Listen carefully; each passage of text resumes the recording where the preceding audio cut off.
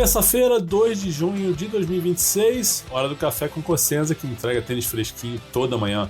E hoje é dia de falar de João Fonseca contra Jakub Mensch, quartas de final de Roland Garros. Mas não tem só o João de brasileiro nas quartas, não. Tem Luísa, tem Demo Moliner. Vamos falar sobre os brasileiros, vamos falar sobre os juvenis que venceram, vamos falar sobre Sabalenka, que derrotou Naomi Osaka, um jogo importante, uma atuação soberba da bielorrussa, a número 1 do mundo. Então temos bastante coisa para falar aqui. E, aliás, hoje tem um áudio exclusivo do Demo falando sobre essa campanha dele em Roland Garros, uma campanha inédita, uma campanha surpreendente para ele mesmo. E ele gravou um áudio exclusivo para o café, então a gente vai ouvir as palavras do Demo, dá para sentir ele emocionado, super feliz com o resultado, com essa campanha nas quartas de final. E eu estou muito feliz de trazer isso para o café, porque eu acho que a gente precisa destacar também as duplas. É muito fácil falar de Fonseca aqui o dia inteiro e não lembrar do resto que os brasileiros estão alcançando. Luísa nas quartas, e a Luísa sempre está conseguindo resultados grandes, então a gente até tende a valorizar um pouquinho menos, o que é errado, mas acaba acontecendo. E a história do Demo agora é fantástica, porque ele não estava ganhando o jogo antes de ir para Roland Garros, não tinha expectativa, mas ele vai contar. Estou só relatando aqui antes para vocês esperarem, para vocês ouvirem, e eu estou muito feliz de trazer esse áudio aqui, porque eu gosto muito do Demo, estou feliz por ele, e óbvio pelo café e pelos ouvintes que vão ouvir dele essa história. Mas vamos lá, gente. Bora começar falando sobre o João, que pega o Jakub Mensch, 20 anos, número 27 do mundo, quarta de final de Roland Garros, e o João é favorito. Tá? Essa é a primeira coisa. O Mensch, o que ele traz de perigoso e de interessante? Ele é um cara que tem um bom saque, tem golpes potentes do fundo de quadra, bolas mais retas.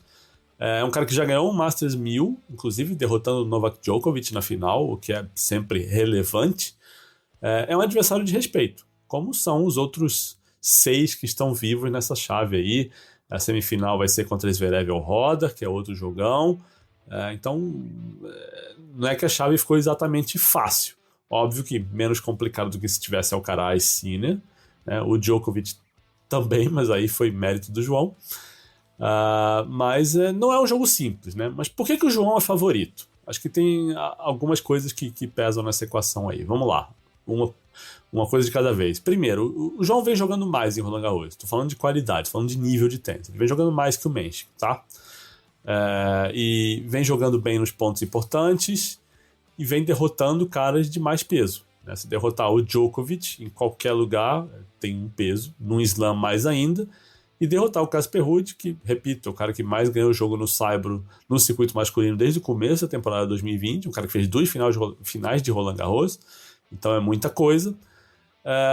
E também acho que as condições de jogo ajudam o João aqui. Tá? É saibro, é melhor de 5, é sessão noturna, pode ter até teto fechado. Estou gaguejando aqui, hoje está meio difícil de falar. Hoje a minha tarde foi complicada, eu fiquei bem mal de saúde aqui, tive uma queda, não consegui escrever muito, mas estou aqui, guardei as energias para o podcast. Mas, repetindo, acho que se fecharem o teto fica bom, fica até melhor para o João, viu? O Mensch, que não é um cara que tem um histórico de resultados grandes no saibro, ele tem um tênis com menos spin, que aposta em trocas mais curtas, costuma ter mais sucesso em quadra dura, né? Por acaso que ele ganhou esse Masters 1000 em Miami. O saque dele é ótimo, a bola dele anda bem, e o torneio que ele vem fazendo é muito bom, né? Inegável. Ele ganhou aquele jogo de 5-7 do Navone, no tie-break do quinto set, 4 horas e 41 minutos de jogo. Teve câimbra depois do match point, ficou 10 minutos caído no chão, até que ajudaram ele a se levantar e sair da quadra. Depois ele passou pelo Deminauer, que foi um grande resultado, e 2 dias atrás passou pelo Andrei Rublev. E em 5-7 de novo, mais 3 horas e 48 minutos de partida. Então ele tem seus méritos, isso é óbvio, inquestionável, e é um grande tenista. Mas o João tem um jogo melhor no saibro, com mais spin, joga com mais margem de segurança, ele é mais consistente e acho que com pontos longos ele tende a levar vantagem, tá? E isso faz mais diferença ainda num jogo que é melhor de 5-7, porque as porcentagens vão jogando mais a favor do João à medida em que a partida se alonga, né? Normal isso. E à noite, com teto fechado, condições de jogo mais lentas, o que acontece? Mais pontos mais longos. E ponto longo é muito ruim para quem tem bola mais reta, como o Mensch. Então, talvez seja até um jogo que o João vai ser mais conservador e vai trocar mais bola, vendo o Menchik forçar mais e errar mais. Acho que é um daqueles jogos em que o João pode jogar menos para winner e mais para forçar erros do adversário do que tentar correr alguns riscos. Acho, tá? Espero que se desenhe assim, né? O que o Menchik pode fazer, tentar, é ser muito agressivo nas devoluções já de saque. Ele devolve mais dentro da quadra do que o Casper Ruud, por exemplo, então não é aquele cara que vai ficar no fundão lá colado na grade. Então ele pode forçar, pode agredir, pressionar o segundo saque do João. É uma tentativa, né? E outra coisa, ele precisa ser agressivo com a esquerda e insistir e atacar a esquerda do João, né? Muita esquerda cruzada. Até porque qualquer tenista com meio neurônio sabe que não é uma boa ficar trocando direitas com o João Fonseca. Outra coisa que pode pesar a favor do brasileiro. O João já fez 2 jogos na Chatrier, que é a quadra principal de Roland Garros, e um deles à noite. O Menchik não só não jogou na Chatrier, como não jogou à noite. Isso faz diferença, essa adaptação aí pode pesar, tá? E mais, antes que eu me esqueça aqui, as condições lentas também jogam contra o saque do Menchik, né? O João, eu acho que vai continuar devolvendo o saque lá do fundão, botando a bola em jogo, tentando anular ou minimizar o peso, o estrago que o saque do Menchik normalmente faz ou faria numa quadra mais rápida, em condições mais rápidas. É o que eu acho, tá? Resumindo, se fosse um jogo em quadra dura, melhor de 3, acho que o Menchik teria uma boa chance, ou uma chance pelo menos melhor, de ganhar essa partida. No saibro, em melhor de 5, à noite, acho que o João só perde se tiver uma lesão ou se tiver uma noite muito ruim, uma atuação muito abaixo do que ele vem mostrando no torneio, tá? Mas o João, quando engrena num torneio, isso, né, a carreira dele como profissional vem mostrando isso, ele não tem uma queda de nível. Então eu tô bem otimista, né? Dá pra perceber, né? Tô bem otimista para esse jogo. E assim, só para registrar, eles já se enfrentaram uma vez, mas é um jogo que não serve muito de parâmetro. Acho que não serve nada de parâmetro, porque foi no Next Gen Finals, fim de 2024, um jogo em quadra dura, indoor, jogado naquele formato maluco de melhor de 5 sets, de 4 games, então tem um monte de tie break. E um detalhe, o João, aquele jogo é o último jogo da fase de grupos, e o João já estava classificado para as semifinais, então não valia muito para o João. E outra, o João venceu essa partida, tá? Então, mas mesmo assim, acho que não serve como parâmetro. Eu estou só citando aqui, porque se eu não citar, certamente alguém vai perguntar, e aquele jogo, o que quer dizer? Para mim não quer dizer nada. Até pelo tempo que passou já e pelo que significava, o tipo de evento, condições de jogo, acho que não é uma boa referência. Bom, perguntas dos apoiadores sobre João Fonseca. Vamos ver o que tem aqui. A Fernanda Ferreira escreveu assim: está previsto chuva em Paris e, consequentemente, o teto será fechado. Por isso, queria que você falasse o quanto o jogo pode ser alterado e impactado devido a esse detalhe. Acho que eu já cobri isso, né, Fernanda? Eu acho que, pelo menos o que todo mundo fala é que as condições ficam mais lentas. O ar fica mais pesado, a bola fica menos, e isso acho que tende a ajudar o João, por ele ter uma bola com mais margem de segurança, por ele, né, ter mais paciência, ele se segurar ali em pontos mais longos com mais frequência do que o Menchik, é o que eu acho. E o Ricardo Silveira escreve assim: o João deve ter acumulado uma confiança imensa nesses últimos 2 jogos. Esses desempenhos fabulosos, portanto, o colocam com certa vantagem frente a Menchik, situação diferente do que ele viveu nas últimas 2 rodadas. João entrar como favorito contra um adversário que também vem embalado, ajuda ou atrapalha? Olha, eu acho que nesse momento do torneio não atrapalha mais, não. Eu acho que ajuda. Porque eu acho que já não está naquele ponto do João pensar: nossa, eu estou pressionado, eu preciso vencer porque o favorito sou eu. Não acho que seja o caso, não acho que vá ser o caso. Torço para que não seja o caso. Tá? Se acontecer, vou ficar surpreso. O que mais, gente? O que mais que a gente tem para falar? Vamos ver os outros resultados do dia. Vamos olhar aqui a chave feminina. Vou pegar meu monitor do lado aqui. Eu fico olhando para o lado, não se espantem. Teve Kalinskaya e Potapova. Esse jogo foi 7-6 com 10-7 para Kalinskaya no terceiro set. O jogo durou 2 horas e 49. A Potapova sacou para o jogo 2 vezes no terceiro set. Mas foi um terceiro set muito louco, né? Teve 8 quebras de saque. né? Que mais? A Diana Schneider tirou a Madison Keys, 6-0 no terceiro set. Esse jogo foi 6-3, 3-6 e 6-0 para Schneider. Resultado grande para ela, vai pegar a Sabalenka agora. A Rivalinska tirou a Diane Parry, 6-3, 6-2. E o último jogo foi a sessão noturna, finalmente uma sessão noturna com o jogo feminino. A Sabalenka tirou a Naomi Osaka 7-5 e 6-3. E olha, eu vou dizer, a reta final do segundo set da Sabalenka foi um negócio obsceno. Fantástico.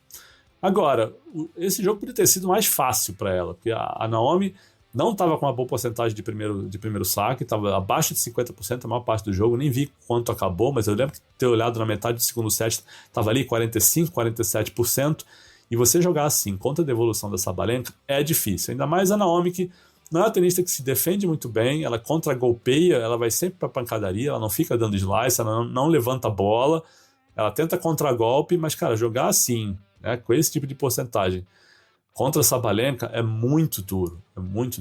Né? Vários games, até no primeiro set, que ela sai com uma quebra na frente, mas ela estava tendo saque ameaçado muito mais que a Sabalenka. Às vezes ela abria 40-15 e perdia 2 pontos. Isso aconteceu acho que 3 games diferentes. Ela sacar 40-15 e depois ter que sacar em iguais e se segurar ali. Mas uma hora não dá para sustentar. É muita pressão se você não bota o primeiro saque. E se você não tem variação para tirar a Sabalenka de uma zona de conforto ali. Se bem que a Sabalenka tem uma zona de conforto do tamanho do mundo, né? Mas tem que fazer alguma coisa diferente. E a Osaka, todo mundo sabe como é que é o jogo dela. É difícil enfrentá-la, porque a bola dela anda muito e ela, né, arrisca, ela pressiona, ela sufoca os adversários. Mas ela pega alguém que consegue levantar a bola, variar, mexê-la de um lado para o outro, ou simplesmente igualar a pancadaria em potência, que é o caso da Sabalenka. A Sabalenka não só consegue variar, como igualar essa potência, e se defende melhor que a Naomi também, aí é bem difícil, né? As porcentagens não jogam a favor da japonesa. E é isso na chave feminina. Vamos ver a masculina. Teve Koboli contra Svajda, 3-7-1 para o Koboli, 6-2, 6-3, 6-7 e 7-6 no quarto set. Koboli até deu entrevista dizendo que quase, né, fez cocô nas calças, para não falar outra expressão, porque o jogo estava... Ele complicou o jogo, mas sobreviveu. O Berrettini tirou o Juan Manuel Cerúndolo, finalmente chegou ao fim a campanha de Juan Manuel Cerúndolo, perdeu para um italiano, como era esperado, não o italiano que a gente esperava, mas foi 3-7-0 para o Berrettini, 6-3, 7-6 e 7-6, tenso, né? Se eu não me engano, o Cerúndolo teve 3 set points nesse último tie-break aí, ou 2 set points, mas o Berrettini virou. Hoje ele assim passou pelo tabilo, também não foi tão simples não, 6-3, 7-5, 6-1, e por último o jogaço do dia, mais um jogo de 5 sets, 5 horas e 26, e o Arnaldi tirou o Tiafoe 7-6, 6-7, 3-6, 7-6 e 6-4. Dramático. E foi muito legal, assim, entretenimento. O nível dos dois oscilou um pouco aqui e ali no quinto set, né? Altos e baixos dos dois, mas estava muito divertido, assim, pontos nervosos, pontos tensos, a torcida participando muito. O jogo terminou 1h da manhã em Paris e tinha bastante gente na Langley, e foi muito legal, assim, foi muito legal. Vamos repassar os resultados dos brasileiros nessa segunda-feira. O Demo, como eu falei agora há pouco, ele e o Balaj, indiano, derrotaram Kravitz e Puts, que eram os cabeças 6, o jogo foi 7-5, 6-4, e o brasileiro vai para as quartas de final. A Luísa e a Gabi ganharam da Aiker e da Gleason, 7-6 e 7-5 e 6-4. 7-5 e 6-4, foi, né, o primeiro set, inclusive, a Aiker e a Gleason sacaram para fechar, mas Luísa e Gabi sobreviveram, passaram para as quartas também. A Bia e a Samsonova tiveram suas chances, mas perderam da Pérez e da Schuss, cabeças 7, 6-3, 2-6 e 6-4. Esse último game, inclusive, foi nervoso, teve um smash, se não me engano, da Demi Schuss, assim, no 30 iguais, sacando para fechar, ela dá um smash da esquerda para a direita ali, angulado, bem curto, a bola pega um pouquinho na linha e aí tem um match point, elas fecham um pouco depois. No juvenis, o Guto venceu o japonês Ryo Kawanishi, 6-3, 6-1. A Naná ganhou da alemã Sonia Genikova, 6-1, 6-7, 6-4, perdeu um set a Naná. O Léo Stock ganhou do wildcard francês Pablo Pradrat, 6-4, 6-0. Bom, foi isso. eu anotei alguma coisa errada aqui. Mas, antes de seguir adiante, né, vou colocar aqui o áudio do Demo, porque é uma história muito legal. Ele, com 37 anos, nas quartas de final, chegou em Roland Garros sem expectativa e faz a melhor campanha da vida no torneio. Vou deixar ele mesmo descrever esse momento nesse áudio que ele mandou pro Café. Gravou exclusivamente pra gente. Bora ouvir. Tô felizaço de estar nas quartas de final. Confesso que eu não esperava, de jeito nenhum. Isso aqui é meu 10º ano jogando e nunca passei da segunda rodada. Muitas vezes por azar de pegar uma chave muito dura, outras vezes por ter parceiros que não jogavam bem no saibro. E esse ano na minha cabeça era mais um desses anos de, vou jogar com um cara que superfície do saibro é a pior dele. Na minha cabeça, vou participar. Vou jogar, de repente, ganhar um joguinho com muita disciplina, com muita força de vontade. Mas eu tava na cabeça que era mais um ano do mesmo. Cara, foi jogo a jogo, assim.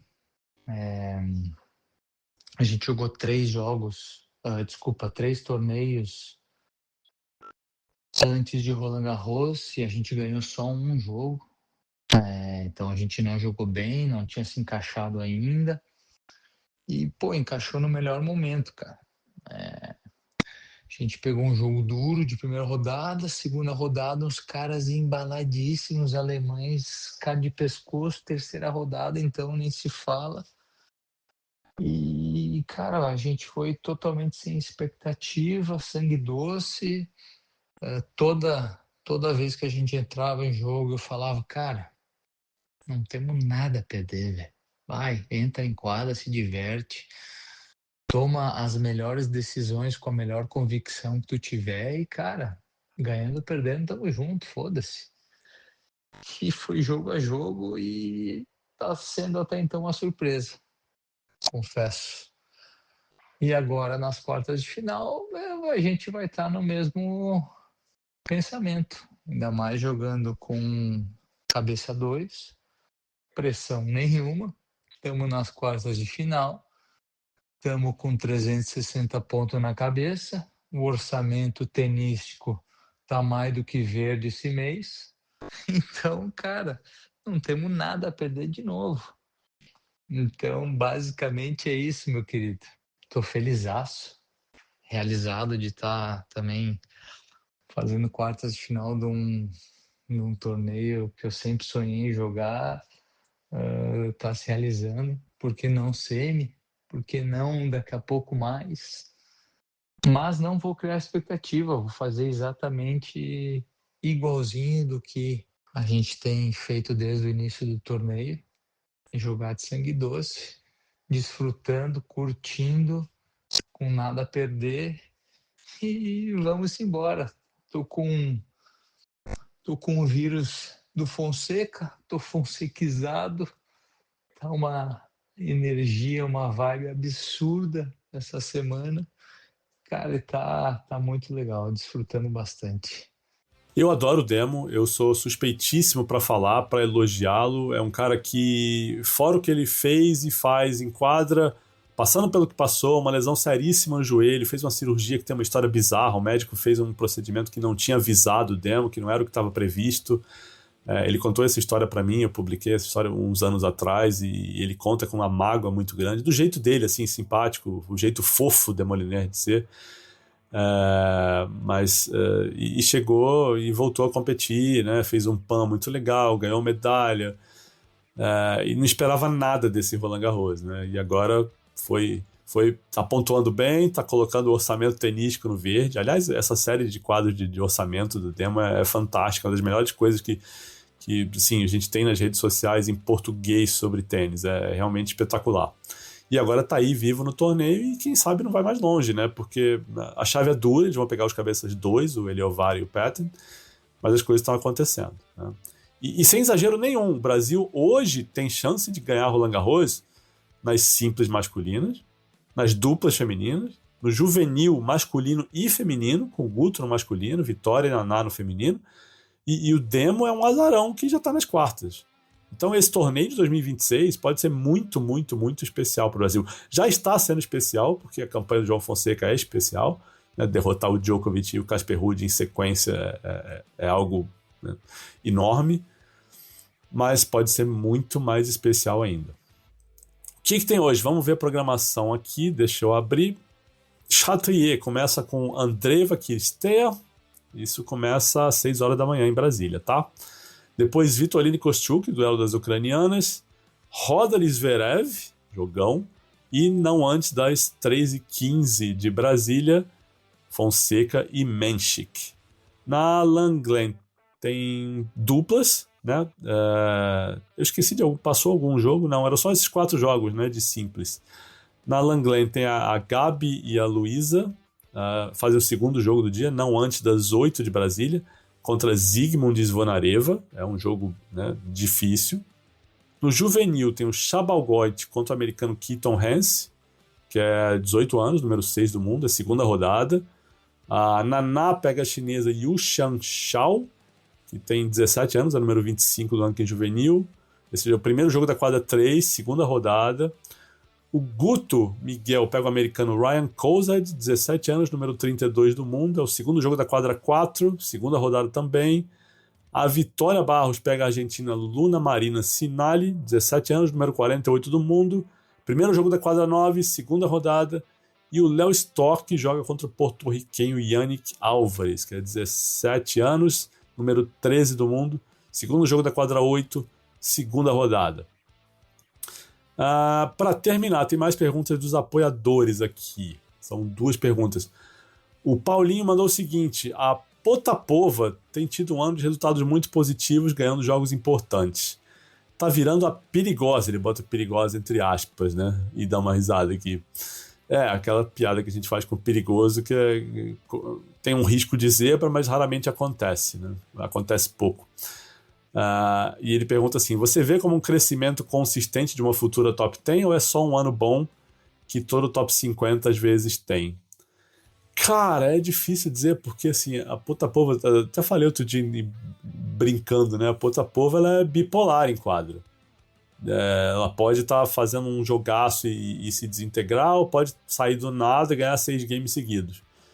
É difícil. Então, você vê, esse ano bom da Potapova é baseado em atuações que ela tem altos e baixos. É muito louco. Então, dizer se ela vai ser uma futura top 10 consistente é difícil, né? Às vezes a gente tem top 10 no circuito feminino inconsistente, porque o circuito feminino é bem mais equilibrado. Então, às vezes, você vê alguém que tá lá, faz 2 resultados grandes e fica ali, né? Faz um 1000 bom, ganha 1000, ou faz a final de 1000, 2 finais de 1000, e não faz muita coisa o resto do ano, mas consegue entrar no top 10, ou fica ali 15 do mundo. Acontece.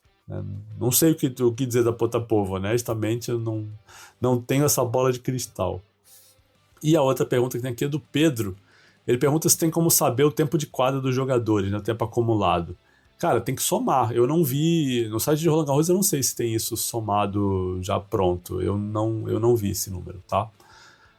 Mas ele escreve que tivemos muitos jogos longos e acho que isso vai ser decisivo. Ontem já achei que a partir do segundo set o João já mostrava sinais de cansaço. Eu achei que o João mostrou sinais de cansaço a partir do terceiro, viu, Pedro? Mas o que acontece hoje é que assim, as técnicas de reabilitação são tão boas e tão melhores do que 10, 15 anos atrás, que, cara, se alguém faz um jogo longo... Vamos pegar o exemplo do João aqui. Ele fez um jogo muito longo contra o Djokovic. Fez outro jogo longo contra o Ruud, mas já não foi tão longo e ele estava bem.